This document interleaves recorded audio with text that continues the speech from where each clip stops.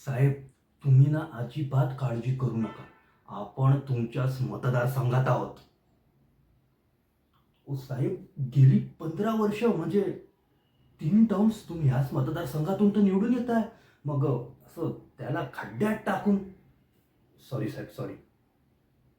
ओ साहेब, मी सांगितलं ना तुम्हाला, तुमच्या जीवाला धोका आहे म्हणून मी तुम्हाला इथे आणलं.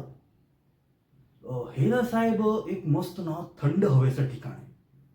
हो, वरती बघा ना, आरसीसीचा स्लॅब आहे.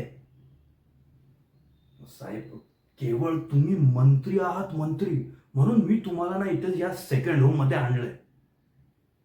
सेकंड होम म्हणजे साहेब, ती मुंबई पुण्यातील जी माणसं आहे ना, ती आठवडाभर ना तिथे काम करतात आणि इन्व्हेस्टमेंट म्हणून ना ती ही सेकंड होम्स ना विकत घेतात.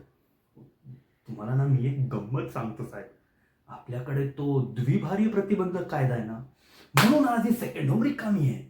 तो कायदा एकदा रद्द झाला ना, मग बघा, second home, second wife, third home, third wife, fourth. No wife साहेब, नो वाईफ.